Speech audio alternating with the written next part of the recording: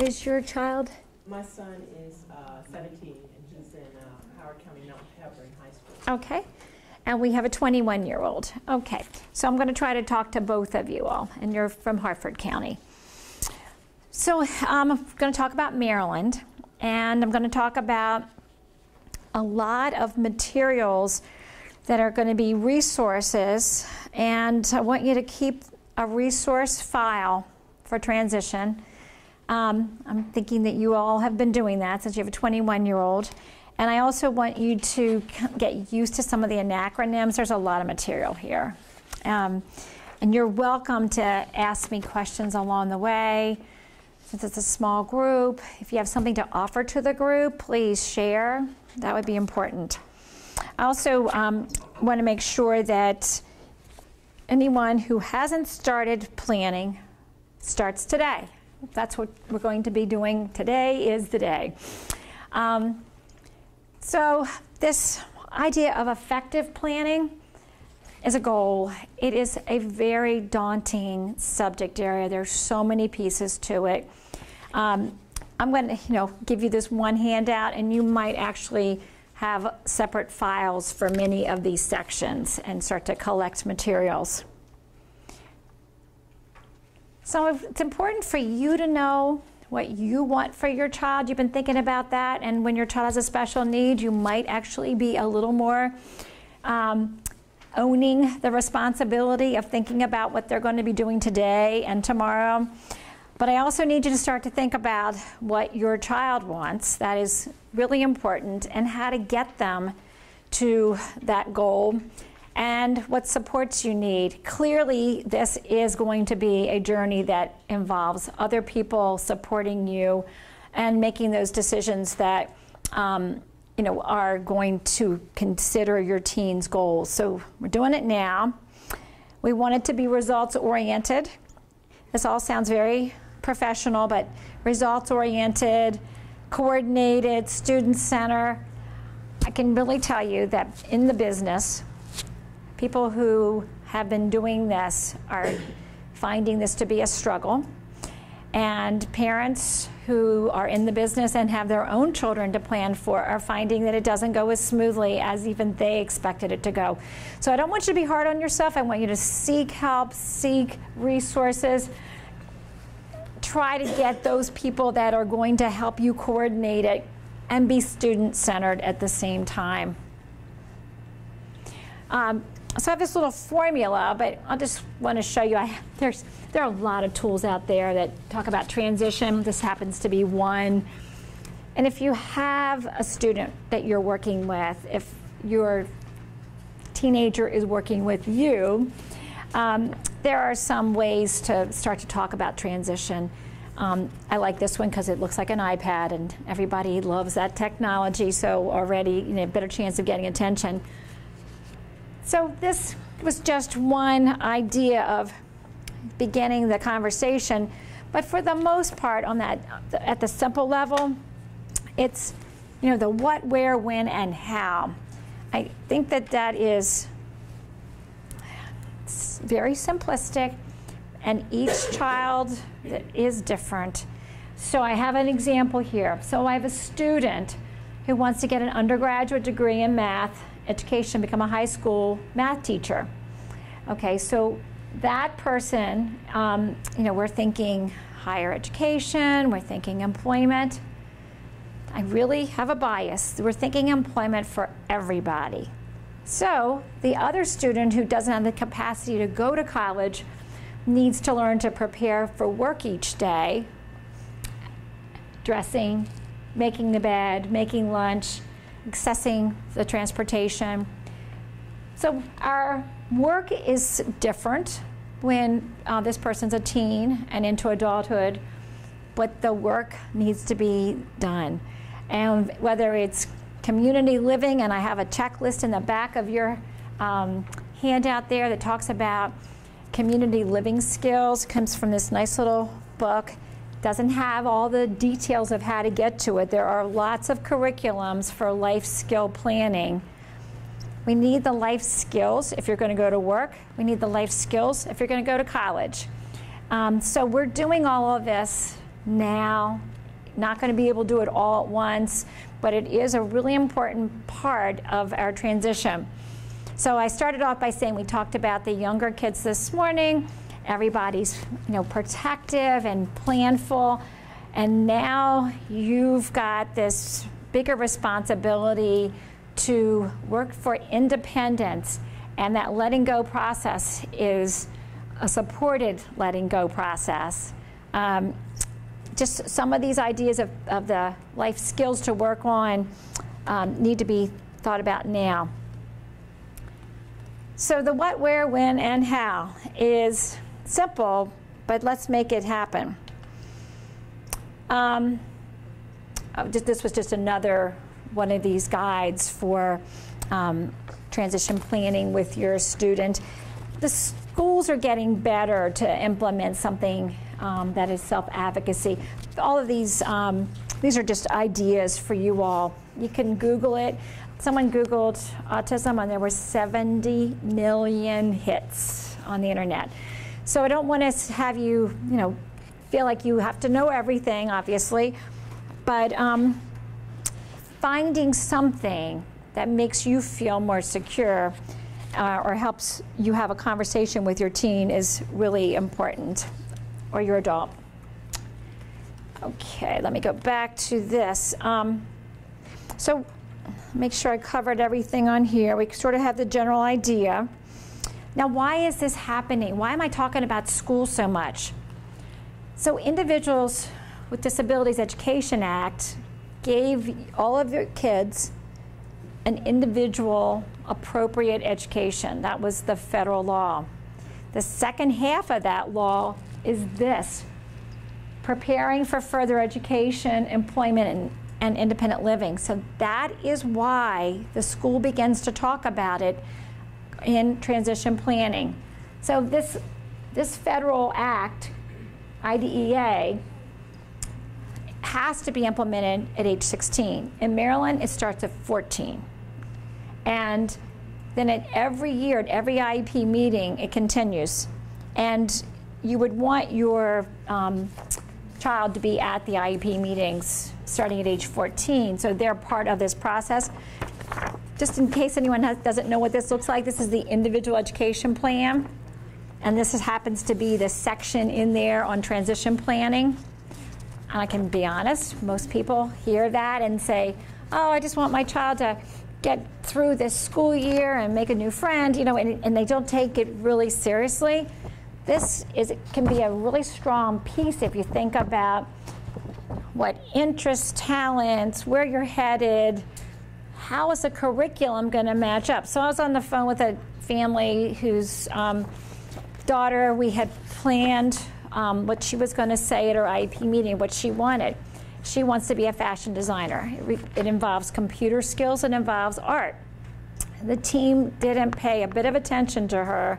She read her agenda, and they didn't give her any art, and they didn't give her any computer. Her next year had this, they'd already predetermined it was going to be Spanish and, other curriculum. And she had her mom and me already having this conversation before the team that she needed to come back again to talk about where she was headed in her goals and how could they help her with the curriculum to match up those goals. And they did make that plan. So transition planning, that back door. Oh, you're coming in? But what happens if this is somebody that's moved around a lot, and because what we're finding is that most people, they label a lot of people with emotional disability rather than a developmental disability, and so that cuts them off from a lot of funding. So that's a very broad question. I will answer it though. So if you have an autism spectrum disorder, you have a developmental disorder, and you're continuing to make progress. There is a lot of comorbidity, anxiety, depression, bipolar illness, obsessive compulsive disorder, ADHD. So those comorbid issues are in the mental health area and are emotional, and they can be emotional behavioral issues. So we want to have documentation that the core deficit is autism, and there are these other comorbid problems. So the evaluation tools are there to assess adults, to assess teens and younger. The Autism Diagnostic Observation Schedule, the ADOS, really strong tool to look for autism. Doesn't mean we're going to overlook the mental health issues too, because oftentimes treatment involves some behavioral medication as well as the developmental. So you want to be thinking, so when we're talking about the core deficits of autism, that was this morning's lecture, but it is the social, communication, and restricted repetitive behaviors. All three components really are the vocabulary for autism, or an autism spectrum disorder, ASD. Did that answer your question? Yeah. Okay. And moving around, I mean, an IEP goes with you, state to state, county to county. And you don't have to wait for an annual IEP. If there's problems with the IEP, you can call another IEP. You can have multiple IEPs. But getting that diagnosis right, I think, is really important, because that's the first step of an IEP. And then the rest of it follows. There's another act that's really important, the American with Disabilities Act. So I want your kids to be able to navigate at school and in the community and at work and college, et cetera, et cetera. 504 plans. So for a child who has an ASD diagnosis, doesn't mean that they're going to get an IEP necessarily, unless they have the reading, writing, math, social emotional goals. So some kids with autism do not have an IEP at all. They have a 504. Those are accommodations. The idea of a 504 is similar to ADA, that you have accommodations in your environment. Those are not, this is not academic goals, this is accommodations. Okay, so both of those are really important, because if your child makes a lot of noise in your apartment, you cannot get evicted, because that would be discriminating against that person's disability. So we're thinking about the lifespan. We're lifetime managing right now when we're thinking about this topic. So both of these laws, from the education law then to the ADA, are helping, very helpful. How does this get operationalized for teens? So we've tightened up at the level of the state to get a high school diploma. You have to pass the courses. You have to have the 21 credits. You have to have the points that you need, up to 1602 on the high school assessments. Now there are tests and there are bridge projects to get to the 1602, but all of that's required. Usually within 4 years, it can continue. You can have super seniors, but that's going to give you the high school diploma. If you're homeschooled through high school, you don't actually get the diploma. Just keep that in mind. But so what is the certificate? So you can declare that you're going to go certificate track. You can wait up till age 16 to make that decision. You don't have to get pushed in 3rd grade. But the certificate means Certificate of Completion of IEP Goals. That's different. That is not a high school diploma. Okay, so the certificate program actually gives you education to your 21st year, depending on when that school year ends, in your 21st year. So some kids are almost 22, and they're in the school system until then. But I have kids who don't take either of these options, and they get a GED. Now, you can get that at any age. It's a proficiency test. There are workbooks, you can study for it, pass the test. It is really important to have some kind of document of proficiency, because we know that the next step after school is employment. I'm thinking about everybody having employability. having some documentation and having proficiency awareness is important. So we try to get all of our kids to have those completed. Okay, so you've already gotten through the school system, but the IEP team, the Individual Education Planning team, has that piece on transition I just showed you. And then if they don't ask good questions, if they don't really spend a lot of time on transition, there's something missing. And this is the part you have to go back to. So what do we know about the student? In the beginning of every IEP, the first section is the assessments. And that's what we know. And you may have done a new neuropsychological and you want to give that to the team. Don't give it to them at the meeting. They don't have time to digest 18 pages of material. Give it to them ahead of time. So it's really good to know about our students. And if we're not clear, we want to figure out what we need to learn. Because you want to get that information. Who's going to gather it? You might want to ask for more assessments to be done. And you want it to be in a timely way. So if it's done through an IEP, there are guidelines that, they have 90 days to be able to do these evaluations and give you that information. If you're going to get it done outside, if you're on a Kennedy waiting list, unfortunately, our reputation is accurately a long wait. We have a lot of waiting lists for a lot of the services. But you may want that particular evaluation. That's going to make a difference. So if you're waiting for a Kennedy evaluation, and then you can call it, you can take it back to the school, or you can call a team to present the new information to the team. I really want to stress that a neuropsychological usually isn't just one. We often have it for our elementary school age kids, but if you're going to go on to secondary education, a neuropsychological really does talk about capacity. Talks about emotional regulation, attention. Academics can get brought into a good neuropsychological. During transition from elementary to middle to high school, especially in high school, it's good to have another neuropsychological. Okay. Yeah. So, how often, how do you determine you should be tested again? So I know you have an adult. Well, the first time was first year in high school. Okay. That's 5 years ago, maybe 6. Well, how do I know that it's a good time to relook at it? Well, the high school one is useful for high school. Most colleges want another one before college if you're going to use disability services. Right, that's it, yeah.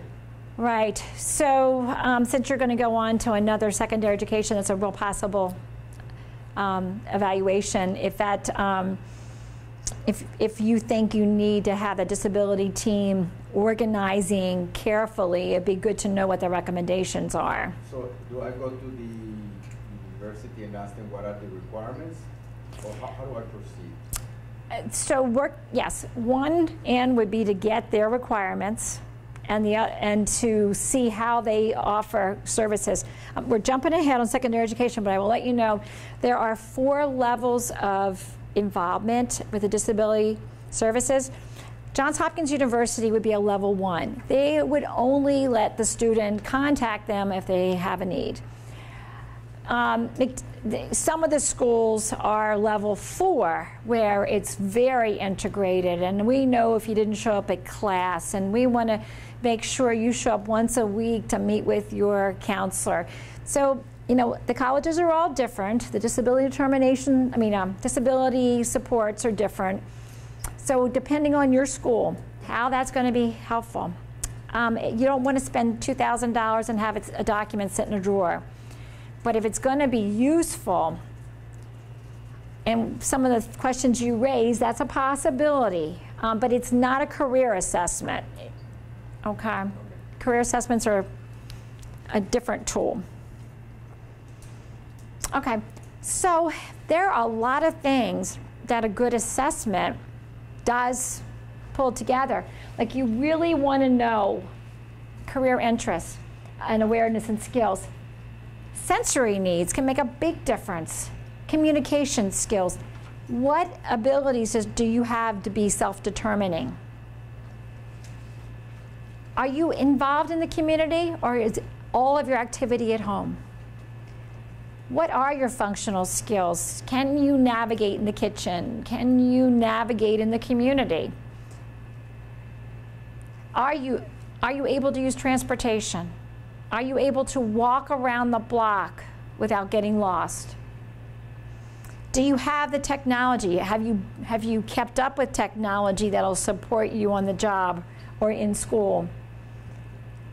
Leisure skills. Do you have leisure skills that are going to help you in the community and in your life? Or leisure skills that actually diminish your capacity? Social skills. Obviously, we're going to be practicing on social skills because our kids are 2/3 their age socially, emotionally. And that math stays pretty consistent. So when you're 18, you're like a 12-year-old. So we're not on the 18-year-old plan for social emotional skills. We want to always keep practicing those. Medical and health. We're going to talk about that actually towards the end today, because a lot of our kids don't know how to navigate the health system and their insurance system, and even having a vocabulary about their condition. Transportation. So there are a lot of areas to capture. I'm not going to belabor all of that unless you have a question, but many of our kids have unrealistic goals. I want to be a pharmacist. I want to be, building airplanes. So, that is a really tough struggle, and I've been through that with my clients and families. So shifting to a helping role for the pharmacist really worked for a number of people. And most of our kids pick activities that were early interests. So building airplanes, spending a lot of time going to airports, of course, generated a lot of interest, but I do have clients who are working in some of the industries inside the airport where they can take a break and look at the airplanes. You find some things to assist. I'm going to tell you a really funny story. I love to tell this one because there was a client who had a problem with cursing and really could not make that shift. So you're laughing. So he lost his job at the Rite Aid. It was not okay to get frustrated very quickly and curse. He's working at the docks. He can curse all he wants to. He is a happy guy. So finding the right environment and using your skills, does take some creativity, but there's work for everybody. So analyzing, and I did say career assessments, so there are career assessments that DORS does, Division of Rehab Services, different than a neuropsychological. We'll get to DORS in a little bit here. Okay, so when you go to an IEP, it's typically you, and as you have an older child, they join you. But you can bring in a number of people, and sometimes those are the best IEPs. If you get the phys ed teacher to come in,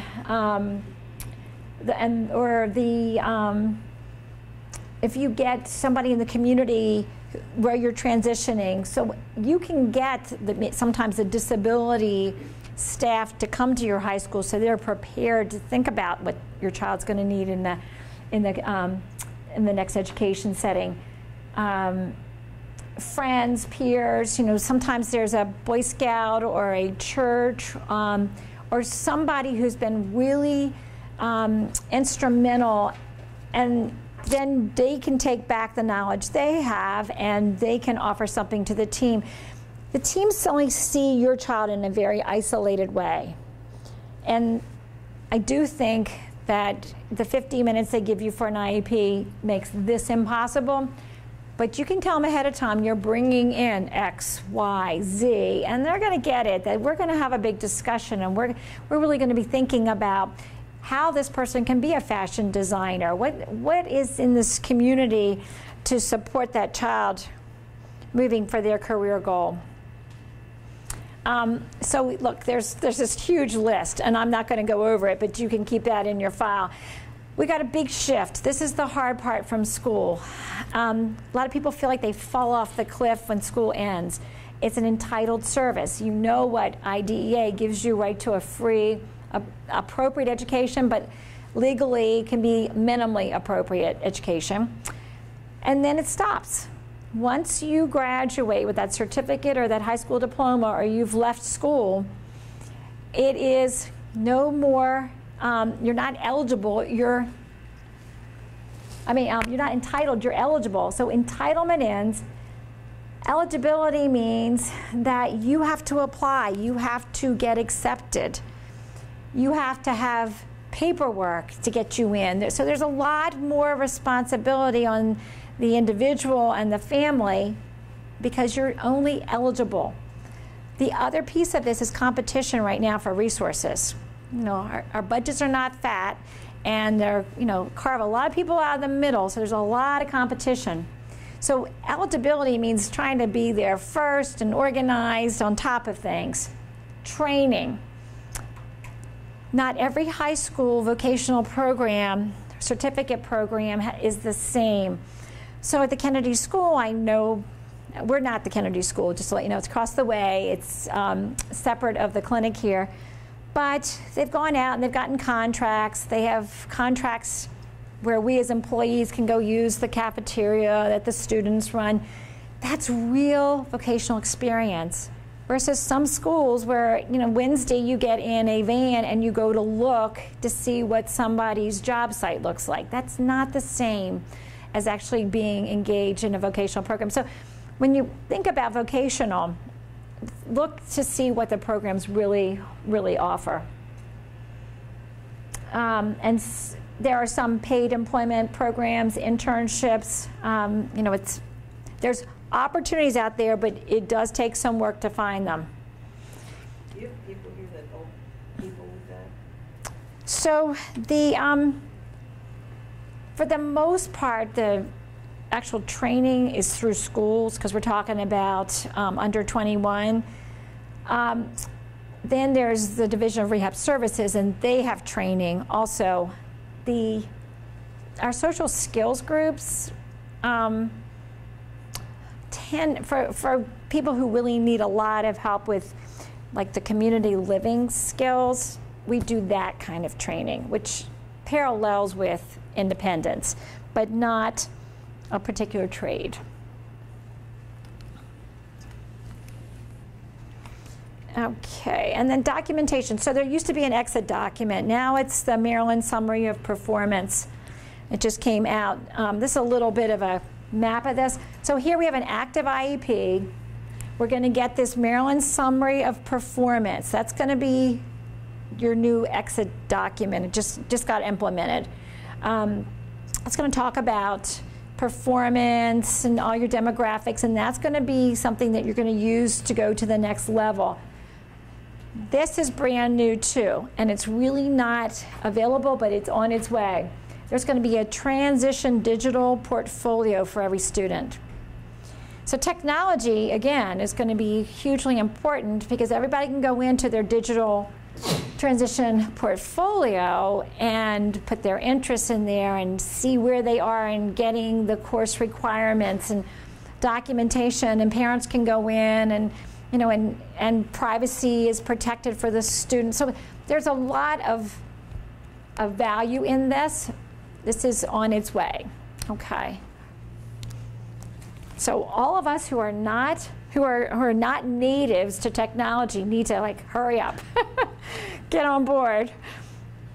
Okay, so are those resources in our handout? Yes, and I just thought I'd show you. Now, anybody who went to a transition IEP, saw the little school bus, everybody gets this at 14 at the IEP. That's who's MSDE, Maryland Department of Education. I'm not sure. Let's see what's the next one. Autism Speaks has a very nice transition guide. It is more about the big picture of transition needs. The That education one was more about Maryland programs. Then we've got the DORS. I mean, this stuff is big fat packets of information. DORS, Division of Rehab Services. Talking about employment, getting those career assessments. DORS is very important because you don't have to just use it in your teen years. You can go back as an adult and use it. But the problem with DORS is they get in, they get out. We'll talk about DORS in a few minutes, but after age 18, there really is nothing at the state level but DORS. Okay, because developmental disabilities doesn't kick in until 21. Okay, I'll come back to these two programs. Okay, then there's the money these days is headed to mental health. So in the next couple of years, more and more will be out there for mental health, and you know, mental health has their own information. DDA doesn't have a whole lot, but they do have something. There's a really nice one. This is the MarylandTransition.org. It has a lot about transition information. You can just see that you can collect so much information. Autism Speaks has a whole big thing on adolescence, life after high school, transitioning.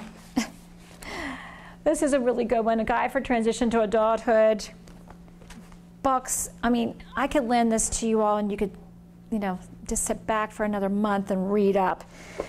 So that's where, you know, as something starts to work for you, make a file for it, keep yourselves organized. This material overlaps, and then you've got some pressures to find money to get these things to happen. So let's talk about, separate of the guidelines, now what? You need first to apply to DDA. I'm hopeful. Have you applied to DDA? No. No, because your student maybe didn't qualify. Too high functioning? Probably because I didn't know what it was. Yeah. Are you on the DDA list? Yes. Okay. So it's a simple application. See, that's what I'm talking about. I call Darren Clark practically every week. Okay. And I'm finding these, I'm finding these IEPs label these people emotionally disabled and not development, not Okay. cognitive disability, and then they don't get any funding. You are 100% right. So if you're in a category of autism, you actually are in both. You have a somatic disability, the developmental disability, and that would be DDA. But if it's not labeled, exactly, because it's also in the mental health area, dealing with all the behavioral health issues. If that's where your diagnosis is, you're going to get supports only or nothing, which means nothing these days, right, nothing. Support, we've been told there is no such thing as Technically, there's 15 hours, but no one's going to give it to you. They just don't have the manpower. Right. So you do want to have the autism as your primary diagnosis. Now, on an IEP, it's one of the 14 diagnoses. If it's an ED on the IEP, you're right. You're overlooked for DDA. So not to be eligible. You're not so just overlooked. there are people to help. I mean, there's a change of eligibility form in the DDA packet. It's called change. But you can change your eligibility. If it's from supports only to, you have to be labeled as developmentally disabled to get DDA services. That's what I'm saying. The schools label these people emotionally disabled. So there are advocates in the community that can help you to change your classification. Where are the advocates? Well, we have Project Heal here. That's an attorney service.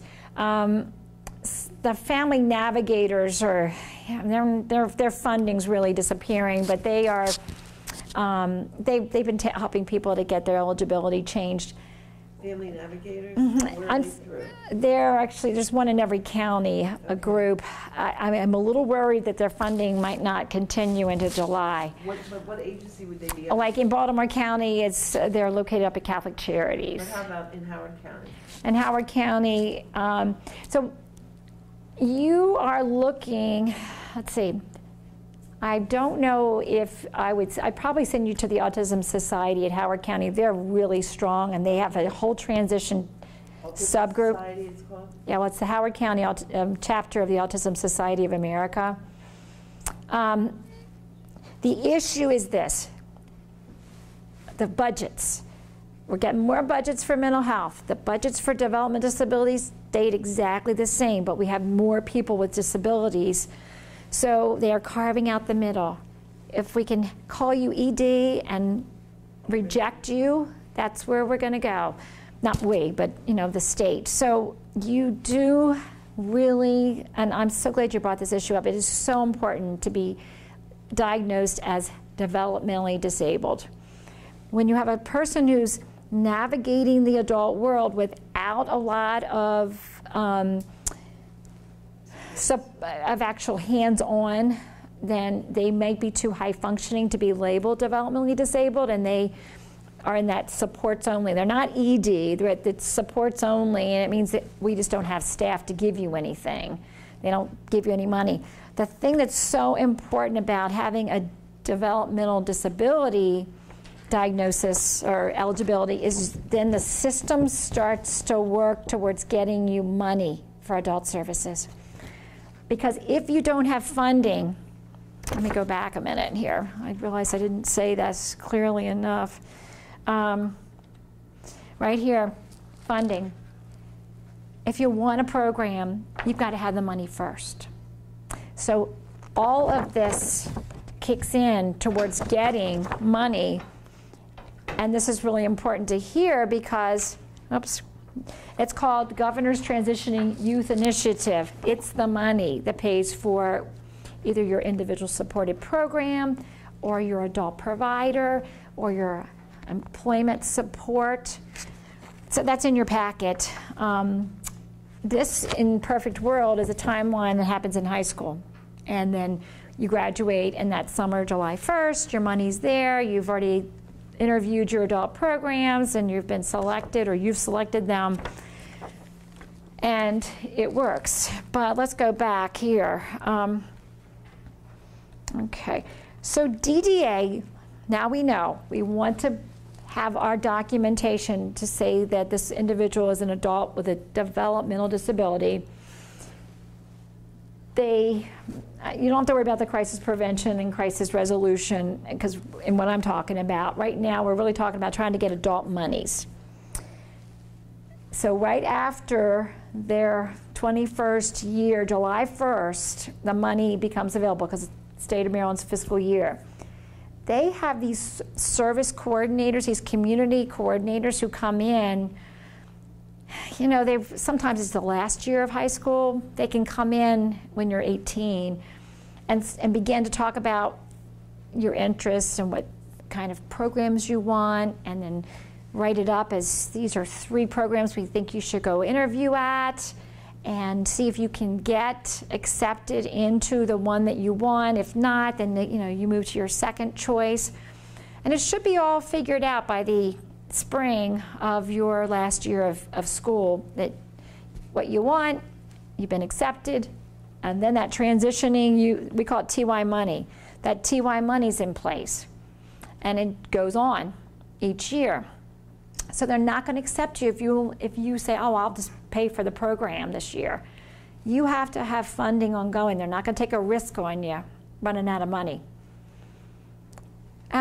What is also happening to carve out the middle is the state found out that self-directed care is a whole lot cheaper for them than to have a center-based program. They're also changing some things about center-based programs where they are Center-based, you mean like a facility? yes, like, I go to ARC and I do a job, or I go to ARC and I go into the community and I do my job there, and it's supported. And what center-based, self-directed is mean you Self-directed is about half the cost. So it may be that on Mondays, someone picks me up and takes me to the library, and I do some filing there. There's a lot of different possibilities. costs about 50% of what we're finding this year. Oh, in the beginning, I had families say, well, I want to do my son to do floral design, so he's going to have his floral business at home, and he had a business plan. This year, oh, I'm not getting 5 days of self-directed money. I'm only getting 3 days of self-directed money. It's all about money. So it's really important to be organized and to work with the person that, it depends on the area. Like in some counties, they're resource coordinators. Some are called service coordinators. But they're coordinators, and they are really valuable, and there's a lot of turnover within their department, but making a relationship and having them work for you, I think, is going to be one of your goals. So these waivers, there's a sheet in there about this community pathways waiver. Waiver means it carves out of your income, so you won't be asked to pay for it, and you can have a lot of income. So anytime you're on a waiver program, it's a carve out, and the funding comes from the state. Okay. Any questions so far? I have a question. Yes. I don't know the lady's name, but she came to my home to interview me and my son. And then she determined that he should be eligible for the developmentally disabled. Right, full services. Good. I think so it must happen when he was 16, possibly. Okay. And then she said they come back to do another assessment. So that's this. So you've got a good example there. So we refer a lot of people very young. DDA used to get involved with our 3-year-olds. 90s, they switched to 14-year-olds now. Really, they're headed for just adult services. So this whole other group, there's 3 agencies that are involved in doing the homework for DDA, of looking at what your interests are. They're going to come back then and match you up with a program. I would get them involved 2 years before graduation. I wouldn't wait till the last year. That person that came might have already left. There's a lot of turnover in the agency, but they are really critical because they're out there in these programs. Go to transition fairs. You can see how different all the providers are. All the programs are different. So that is. So this is what's going to happen. This person's going to come back again. The money comes from the state, the transition youth, GTYI money. DDA basically is the agency because it's health, mental hygiene, and DDA, and then these subcontractors. Okay. But they're the key. Okay. But she will come back before. So I would do my homework 2 years before graduation. I would be finding out who my resource or free. You have to pick an agency that you want your son. Well, not yet. Right now they're assigning still. So it's a service coordinator in our area is what they're calling themselves. Right. In this, yeah. So it's either Service Coordination Inc. or one of the other two. They'll assign you, but since you've already met with Service Coordination Inc., keep in the same agency. Just tell them you want to know who your service coordinator is. Right. Okay. But they are going to open it up soon where you can choose one of those. I don't know. We're getting paperwork asking people to choose. Okay. I don't know. Maybe it's just right now because I just met with them last week and they're like, well, we can't let them choose yet. But you know what? That's all right. We need people to get in there early instead of showing up at 20 the last year. That might be your experience. That they're showing up at the very end of that last year of education to make a plan? For people that have been, sometimes we get people who've actually been found to be eligible for DDA, and for some reason they've kind of dropped out of the system, and then they get in our facility, and we realize they're eligible for DDA, and then they send them a packet and say, please choose what agency you want. And they're over 21. Yeah. Yeah, that's different. I'm sorry. Sorry. So this is when you're exiting the school. Okay, if you have never signed up for DDA and you didn't go through this process, the last year of school, you're on a waiting list for DDA services. And then there's some priorities, and that's different. And then You're right. You're getting service coordination in a different way. It's messier. So the only clients that I'm able to get that for is when they really are having a major life crisis. It's almost crisis resolution.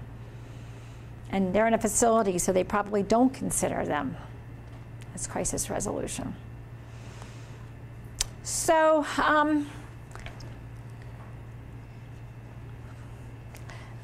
again, DDA can pay for residential, supported employment, and the self-directed care.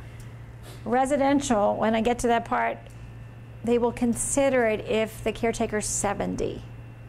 That's when they start to think that you might need some assistance. So it's not a, it's not. But the parents are, let's say the caretaker, if you were 70, that's when they're not even start considering. So it's not a real family-centered program. So you do your best to really form a relationship with your service coordinator and then the provider that you've chosen to work with, and then it feels manageable. But this planning process is, even for the people in the business, right? It's a tough one. It's horrible. Yeah. The reason you also want to apply to DDA, we talked about this earlier, is low intensity support services is available to children and adults. It's a random selection. This is what the paper looks like. The programs change every year. There's some new changes. This year there were 3 selection periods. I just filled out an application with a family on Friday. The money runs out June 30th. It's always a fiscal year. July 1st, you send in your random selection form. If you get to be the lucky person, then you get up to $2,000 to use for something that insurance won't pay for. So I have families getting respite care at $14 an hour, 99 hours of respite care. I have families getting their kids getting iPads for communication and adaptive equipment and behavioral supports, Chewies, all kinds of different things. If you can be ordered from Amazon, if it's not a toy. A lot of the sensory things they're calling toys. None of the trampolines got approved. But they will build a fence, to keep your child safe. So there's a lot of things that can happen with the LISS money. In our area, it's $2.5 million until it's gone. So the random selection form goes to them. If you get the letter saying you've been accepted, there's a packet of requests, and the paperwork has to be perfect. Anything that's not perfect, they toss it because they have so many referrals. So hopefully you'll all get selected, and then you'll fill it out correctly, having all of the perfect details. So they are perfectionistic about it now. So we want to be also perfectionistic. But that's every year for children and adults. So I think for you all, it's probably worth it to fill out the DDA application just in case LISS, since the money's coming from DDA, gets tied back to DDA. They tried that for 1 day last year, but there was such an uproar, they rescinded it. But just the fact that they tried it makes me worry that they might actually institute it. So just be on the list. They might say you're not eligible for anything else, but at least you can send your LISS applications in, and you have the autism documented. That's important. Okay, we talked about DORS in a number of ways. DORS has some nice things. First of all, they have this pre-employment transition service. This is new, where you can actually sign your child up starting at age 14. They got themselves sort of in trouble for just doing it the last year of high school. There's a DORS counselor in every high school. But the pre-employment transition service actually allows people to get some career assessments earlier on instead of waiting so far down the line. That's one thing they have. Also, I put in your packet about the apps. If your child goes to, right now it's Baltimore County, CCBC, or Howard County, and I think they're adding Montgomery County, and you have an autism diagnosis, some of those students are getting from DORS support up here to support you to use your disability counselor, to use the college resources, because the DORS' whole goal is to have you get employed. And if it takes you 6 years to get your AA degree, and they're going to support you through it, you know, go for it. DORS also is the only thing, if you graduated at 18 or 19 and you can't get adult services till you're 21, DORS, you know, is a program available to you. So go to the webpage and get an application? Yes, yes. And they're not at the university that you and I talked about, as far as having that extra support of the students. But I would talk to them about what, because they may be doing something else. Because Towson, we've been talking about Towson. Towson University actually has a health professions program, and they've been doing some research with adults who have autism, and they've been offering some community programs, and their health profession students are doing a lot one-on-one with a range of ages of people with autism. You don't have to be a student at the university. You don't have to be a student? You do not, to use the adult programs. But the students are in the university who work with the adults. When DORS does the assessment, is that a one-to-one or is it an Usually it's one-to-one. Like so they have a party at the Student Center once a month on a Friday night, 6 to 8 o'clock. And it's open-ended for adults to attend, and there are a lot of students there, so that's not as much one-on-one. But then there's a group of women who go to Bill Bateman's who are on the spectrum, and it's one-on-one, and they have a mentor. They have ropes classes, they have some language programs, the arts programs. It changes. It's worth going on their website and seeing what they have to offer. What's the website? Well, it's the Hussman Center for Adults with Autism, and it's Is it on here? yeah, it's well, no, it's Husband, how do you spell that? Hussman is Hussman. So their website is you know, the www.towson.edu, and then the Center for what? Hussman Center for Adults with Autism. Okay. So they have a lot of wellness programs up there. They have some research. It's a dynamic program. But back to DORS. So we have this pre-employment. We have DORS counselors in every high school, and they can come to your IEP team. We have DORS being able to be involved through the lifespan. So I have clients who are adults, all ages, who have mental health issues and use DORS. And I have clients who have that period between 18 and 21 where they have need for something to get going and have DORS. And I've got the young guys who are going over to the Career Workforce Technology Center and getting career assessment. So you know, it's worth making that application. Okay, so they have field offices. That applies up to 21 and beyond? Say that again? That applies beyond 21 DORS? Yes, so here's the thing though. They want to get you employed.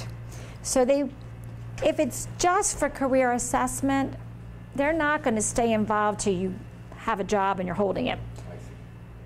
But if you are like a college student working towards the goal of getting educated for that career, they can stay involved. So they could stay involved for 6 years of an AA degree, or 4 months to do some assessments and planning around what your career choice is.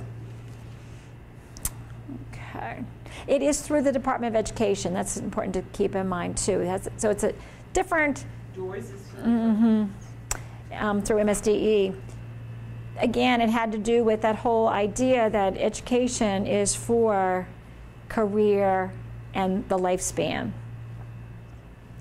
DDA is really under health and mental hygiene. It's a whole different perspective. Okay, So you all weren't here this morning. We talked about the autism waiver, and they're on 2008. I don't know what year you applied. Are you on the autism waiver list? Yes. What year did you apply? Oh, gosh. Maybe 2012. Okay, you still got a way to go. And you might not make it. Because on your 20th year, you could still use it. They're at 2008 right now. Okay. Then, waivers. Waivers always mean a carve out of your income. So stay on that list and join any other waivers, like there's a home and community-based options waiver. So that is worth, so I have a client, she's in her 30s. She actually is on this waiver, and it actually gives her somebody to live with her to help her to navigate living independently. And she has a housing choice waiver, which gives her Section 8 housing. And so she has her affordable housing also that she can afford out of her Social Security payment. So whenever there's a possibility of signing up, sign up. Never know where it's going to go. And that's on here. Right. So I want to talk about SSI. A lot of people worry about signing up for SSI. There's a Section 301 now that employment services can help a youth keep SSI after reaching 18 and having income. But to apply for SSI when you're 18, so your 18th birthday, and I gave you the information for the adult checklist of stuff that you're supposed to have with you when you apply. Your parents' income has nothing to do with it anymore. It's based on your disability and your income. So when you work, you're giving income to Social Security for old age survivors and disability. That's a whole different system. SSI is through general taxes. If you've been getting SSI, they're going to make you recertify. They're trying to get you off of SSI. And 55% are off SSI at age 18 who have gotten it under 18. Now that's typically for other health impairments. Autism is counted as a moderate to severe disability, so we rarely have any problems with the diagnosis part of it. Don't have more than $2,000 in your child's account. Anything assigned to them cannot go over $2,000 to get the government benefits. You can have special needs trusts. I'll get to all that. But don't worry, you can still have income coming in. You can get Maryland medical assistance, and that's really important. So with SSI, you get a benefit and you get the medical assistance. There's a little thing that I need to tell you about, this LISS. So if your 18-year-old signs up for SSI and gets approved, they're living at home. So that's Social Security now counts in-kind services, and they take money out of that $733 a month because you're feeding and clothing.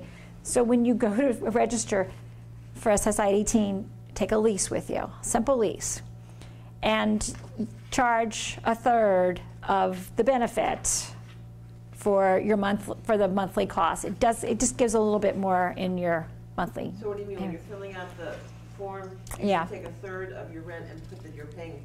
Like Yeah, I have a lease saying that in the first of the month I give $250. Okay. Yeah, and then can add that to your pile of documents. It just ups the amount of benefit you get. Okay, so I know this is so many details. When would you apply for the? On your 18th birthday. On the exact date, like your 18th? Okay. As soon as you can get there when you're 18. It'll take a long time to kick in, but it'll go back, as I understand it, it'll be retroactive to the minute you picked up the phone and asked for the application. Well, as soon as you get the paperwork in. Yeah. Yeah. Oh, okay. Yeah. So we used to be able to sign up 3 months before. They need to have proof that you're really of majority age. That's 18. So your income doesn't matter anymore, And so never more than $2,000 in your child's own accounts. And then you can start to earn income, but that's different after you've already gotten the SSI. Online, or do you have to request? There is a place to start online. In your checklist, it's an online adult, it's sort of the Is that the Social demographics. Security Administration? Yeah, and you have it in your packet. Okay. Do the beginning demographic pieces of it, and then they need to meet with you. If you have SSI, they are going to try to get you to recertify, and they are going to try to get you off of your SSI. So just have your documentation of disability, you know, the typical materials that you would need to prove disability. And the beauty is with SSI, you get the state of Maryland giving medical assistance, even though the SSI is a federal benefit. Okay. Another thing you want to have is you want to be identified. You don't have to wait till 18 to get a non-driver's ID. But if you don't have an ID, make sure you have one now that you're an adult. Or the Maryland driver's license, driver's permit, because really need to have identification. You can do it at any age? It's pretty young now. I think it's at 8 you can get a non-driver's ID. Yeah, through motor vehicle. But IDs are important. You know, if you're not going to socially engage somebody and you're walking through the community and you've got your hood up and somebody stops you and you don't have ID, well, you can picture that it can go south pretty quickly. So, Well, not only that, but applying for any entitlements or any of these programs, you're going to have a picture ID. Yeah. Probably. yeah. Well, yeah, and you can't even have, you know, some places you can't even get your bus card without an ID. Okay, so let's talk about college. I know you guys are thinking about that for sure. I don't know if you're thinking about college, but many kids choose secondary education. For good reasons. We want our kids, you know, here's these reasons. Seeking career training improves employment outcomes. You have adult learning opportunities. I have some guys who just take 4 art classes because it's going to help them in their career choice.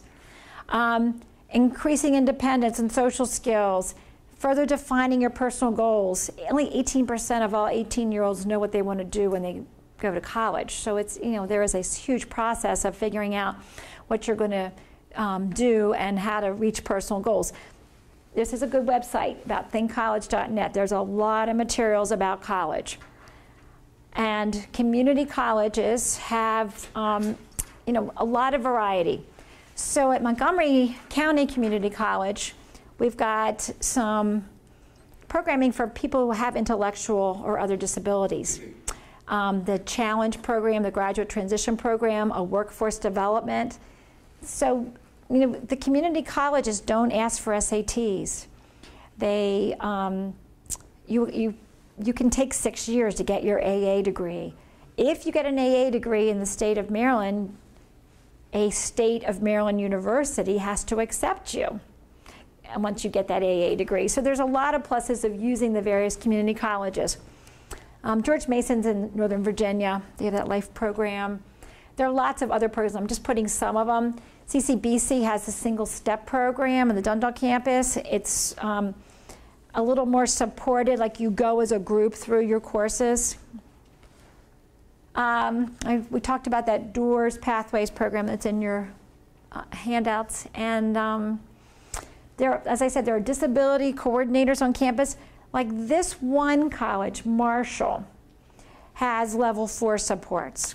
So they have a social skills group, and they know if you didn't show up for class, and they know if your anxiety is really interfering before you're studying for an exam. And so that's the kind of program that many adults on the spectrum need if they're highly anxious and the life skills issues, the social skills issues are going to interfere in college. But it's a private school, so it's pricey. And then you've got, this is the most pricey, the college internship program. They actually sculpt your experience so that you have your, you know, you're wearing clean clothes and you have transportation home and, you know, all the details, but it's very pricey. Project Access is this wonderful program. If you're going to head to secondary education, it's a summer like camp. It's 4 weeks at Howard County Community College. It's practicing being a college student. They're offering a lot of remedial help. They realize that students going into college need a lot of remediation. I already know it's full for this summer. That's how popular it is. But you can do it in the summer after high school graduation. Upward Bound is very specific neighborhoods. Husband Center, we talked about Towson University already. A lot of people are doing online courses. If you can monitor yourself, if you have executive functioning to be able to do task completion. But so there are a lot of those options. And then of course there are technical programs. And I have this one example. Newtown High is the west side of Baltimore County, and they have equipment to learn the Cisco software. And then CCBC has Cisco. And if you've accomplished that and you got your AA degree, then you can go to Towson that has the also the Cisco program. So there's ways to integrate. That was just one example. ITT Tech is popular on the technical end, apprenticeships. I have a guy who, lots of guys who do sound systems. I have two who do lighting. One guy just does Christmas lights all year long in antique stores. So, you know, if you have an interest, a specialty, a technical skill, you know, mechanics, there's apprenticeship programs. Okay, just to keep in mind, if you're going to go away to school, you have to be able to sleep away from home. You have to be able to use your electronics and your cell phone and be safe and manage your medication independently. And there's that checklist I gave you, that independent living skills checklist that has all of your being a good housemate, roommate, taking care of yourself, navigating the community, just a whole bunch of ideas. And those are lifelong for anybody. Okay, employment. I consider everyone to be employment ready. We talked about in the beginning whether it's making your bed and your lunch and using your transportation to get to a supported employment program, or being independent on your job and teaching in that high school class. So it is so important to start a resume early.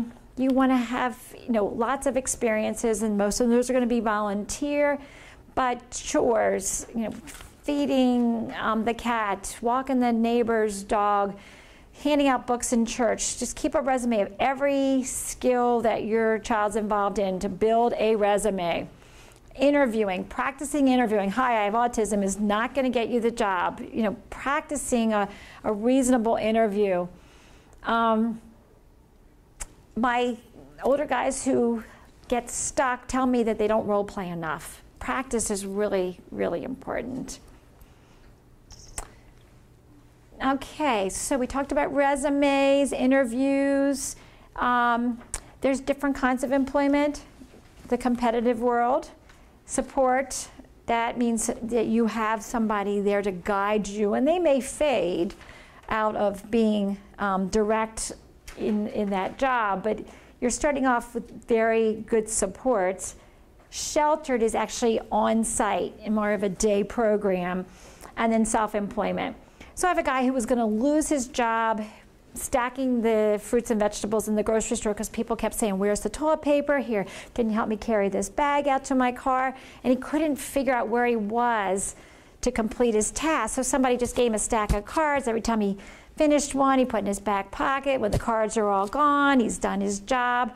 So, you know, giving somebody the tools that's really, really important. Somebody has to help to figure that out. Housing is big. I talked about how you want to get on the housing choice voucher list. There's different kinds of programming. It's very hard to find residential programming. If you have a child who needs residential, you need to start to work with your whole team early on and try to understand what your options are, how that's going to get funded, how realistic is that given the age of the child and the child's needs.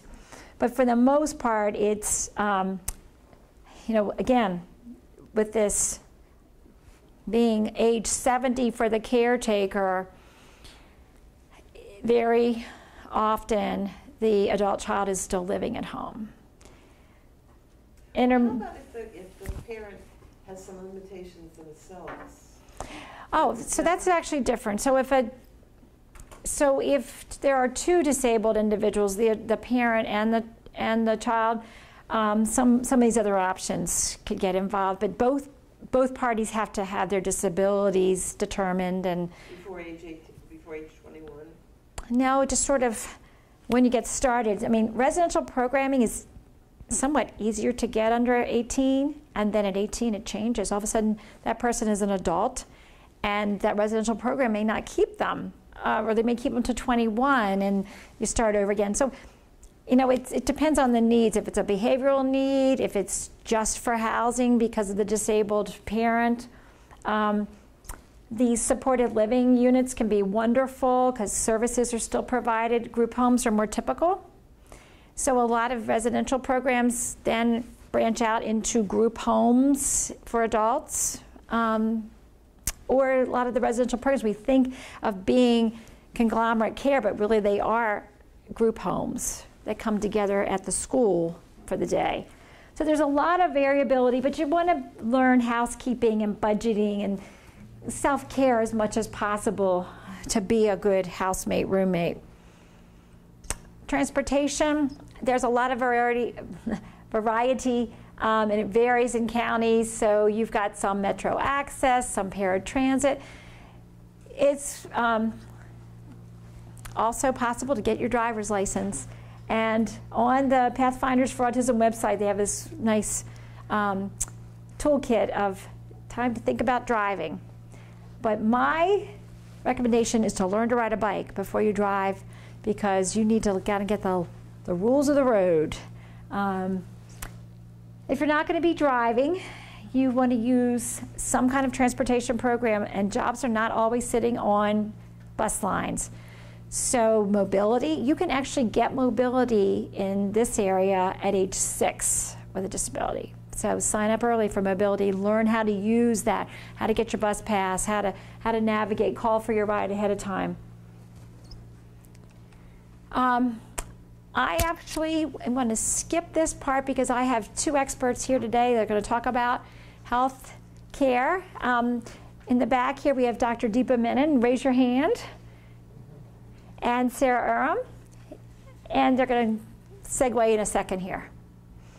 But you know, we're talking about medical, dental, mental health, and emergency procedures, and how to use your insurance. Don't forget about sexuality. It's the most uncomfortable subject for most people.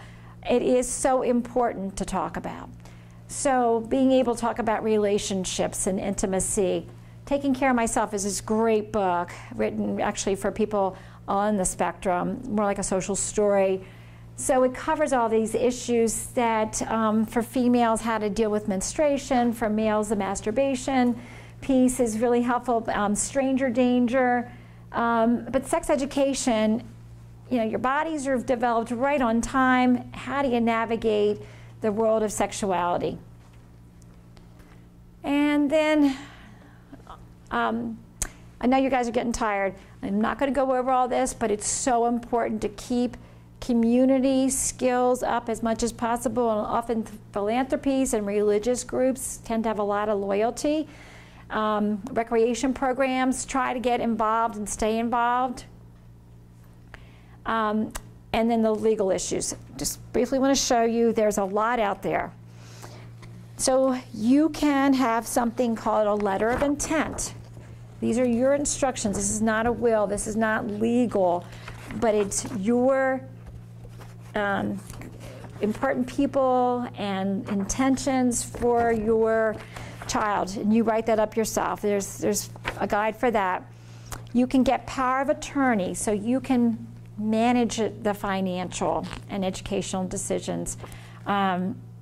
We actually have a lawyer here through Project HEAL, Maureen Van Stone, and this summer there's going to be more discussion about power of attorney and trust. They're going to offer that again, so get on our email so you get updated if you want to come to talk more about trusts, and then there's guardianship. Guardianship is something that is difficult in that the child or the adult child needs to have a lawyer, and you have to have a lawyer because you're taking away their civil rights. It's a big step. It's not for everybody, but those families who need guardianship, it's a process. And this book is like all the legal forms that it takes to get guardianship, and it's a lot. It was a lot for me just to process looking at the forms. So typically you want to have somebody who handles guardianship, and so an attorney that would. Guardianship mean? Guardianship is when I continue to plan for the person and all their property, their legal, their financial, their education. I'm taking away their civil right to be able to make all decisions for themselves, and I assume that responsibility of being their guardian. So I'm a trust for the finances, I'm the guardian of the person. Or you have somebody else established as guardian. I'm sorry? It doesn't necessarily have to be the parent. No. So whoever is that person who becomes, and you can have separate people, guardian of the person and guardian of the property, but it's you're legally taking away their civil right to be able to make that self-determination. And it's protecting them from contracts and some other, and there's lots of things to protect individuals from. Also, what we typically see are power of attorney, where you have given the financial decision to be handled by somebody else as a payee, or an educational or a medical. If you're incompetent to make medical decisions, you can get two physicians or a psychologist and a doctor. There's process to be medically incompetent, and your parent gets to continue to make the medical decisions. That helps to protect the assets of the adult. Yeah, so asset protection is really important, and that's when we get into these trusts. So even if you're the guardian, and you can be the payee for the SSI, but if you have $10,000 that you also want to have for your child, they'll lose these public benefits after a certain income, so you want to put it in a trust where that money continues to grow and be available when that person needs, under whatever rules you stipulate. So if you know I passed away and my son inherits our house, I have no illusions that 10 years from now I will be gone. How do you look So, that? yes, so I'm not a lawyer, so I just want to clarify that. But what you would do is you would have figured out, you have a will, and you would have somebody who could make good decisions if your child can't make those financial decisions. And you would have a trustee that would handle the house, the selling of the house, the finances, the investment and the planning, you know. So it's legal and financial. There are people who are really good in the financial world, and there are people who are really good in the legal world, and sometimes you get both of those together to get a good trust. You can call the Maryland Disability Law Center, or even just the Maryland Bar Association, and they can refer you and refer you to somebody on a sliding scale also. Yes, and so the, I think I put it on there, the Maryland Developmental Disabilities Council has this planning now. This is a Spanish version. It's not going to help you that much.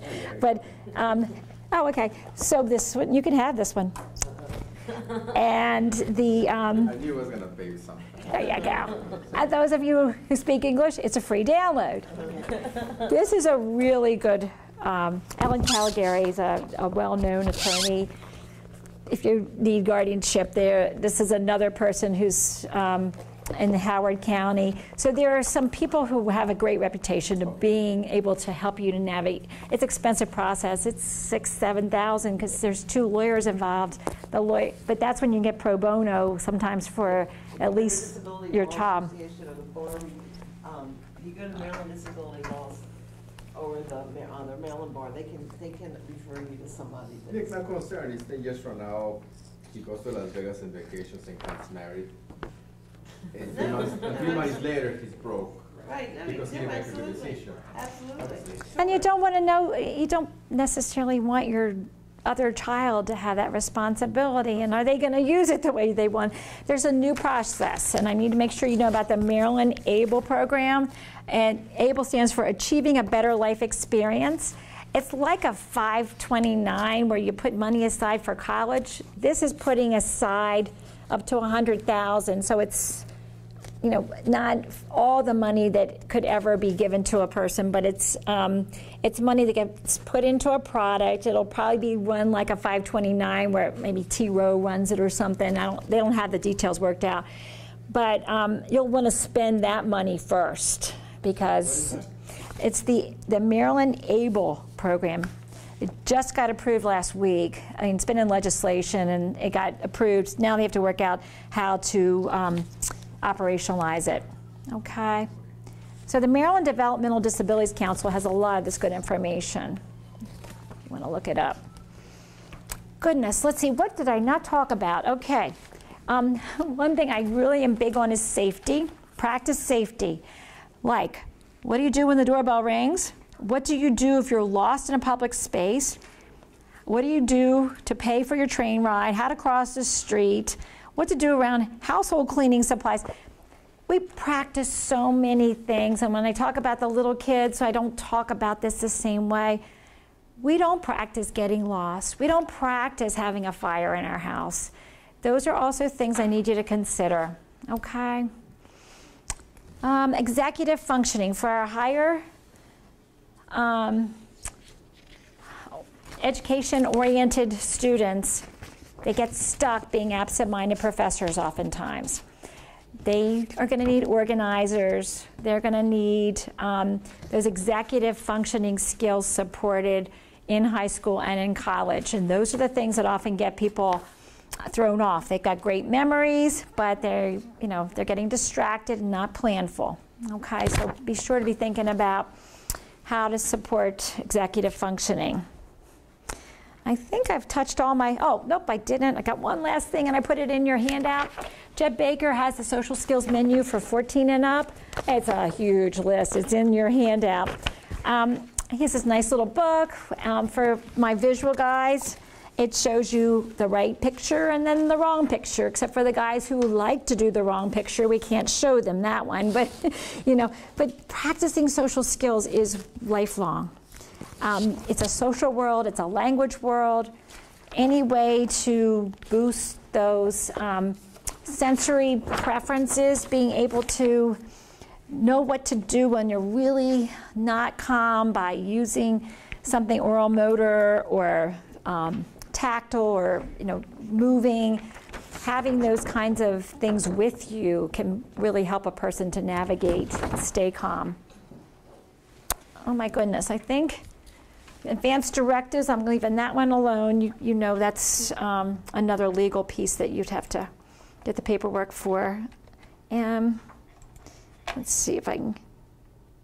Okay, advocate for themselves. Well, there was one last thing I wanted to show you. So there's actually National Kids as Self-Advocates. There's a lot online for self-determination and self-advocacy. You could Google that and find a lot of practice materials. But that is hard, right, for adults. This is my issue. When the kids are young, 14, 15, you tell them what to do, they don't ask you why. How do you tell an adult that there is something wrong with you when he says there is nothing wrong with me? So you send it to the disability and he's like, what's wrong with you? I don't know, my daddy told me to come here. How do you start a dialogue to let an adult know that not that there is something wrong, but there is a difference. Yes. When he doesn't think there is anything wrong, he say, I'm just, so I have to study more, that's all. That is a big question, and I don't have a little answer. The big answer is that it's a process. And there are, when you have a disability, there are things that your condition is going to interfere with, and you need to know where your condition is going to create a problem. You don't have to reveal to everybody. Learning what your condition is, I think, doesn't really serve well to start at 21, but if that's where you are now, and for instance, there are comic books about Asperger's syndrome, and so let's read this. Let's see how many of these things pertain to you. Oops, you got 10. Oh, 10 out of 20 means there's a good chance that you have this particular condition. And you don't have to call it a disability, you can call it a condition, because all of us have conditions. I'm deaf in one ear. My condition would set me up for certain things I have to worry about. Your child, we all have conditions, and if you can use yourself an example, so you speak Spanish, maybe someone's not going to understand every word you said. So you use yourself, any way you can make that process comfortable for your child. They do need to know their condition. That's the challenge, because Yeah. I mean, send him to college to talk to the advisor. Yeah, he will go to the advisor, but the dialogue is not going to happen. Yeah. You know what I'm saying? So you probably have been working on this, and you might want to work with somebody who is able to join with him and help you all with that. These are the benefits of sharing your condition with me. You don't have to go and tell it to everybody, but with me, this is how I can help you by you telling me about this condition. Therapist? Yeah, Start. Absolutely. Therapists, disability coordinators in the school, so we can use all the resources.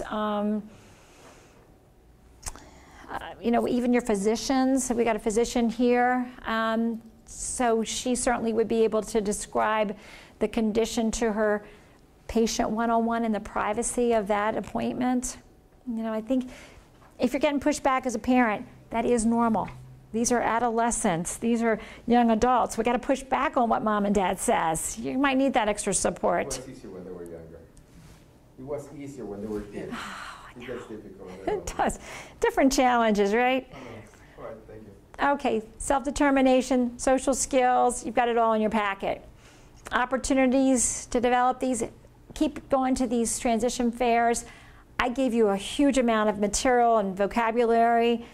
If you're going to go to look at a program, go to the transition fair where the providers are there. You'll see how different each of the programs is. And volunteering is really very helpful.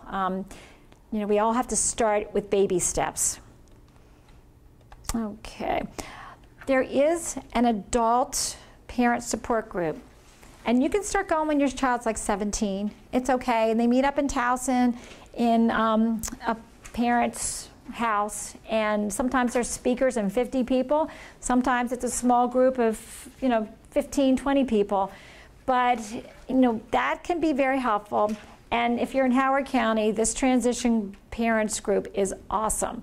They have Saturday social skills groups they're sponsoring. They're planning some housing. They've got all kinds of things. And you don't have to be just from Howard County. I mean, obviously the resources are going to be in Howard County, but I go sometimes just to hear some of the speakers.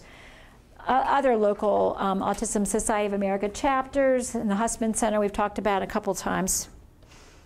Okay. I've run over and I have guests here to talk about health and mental health.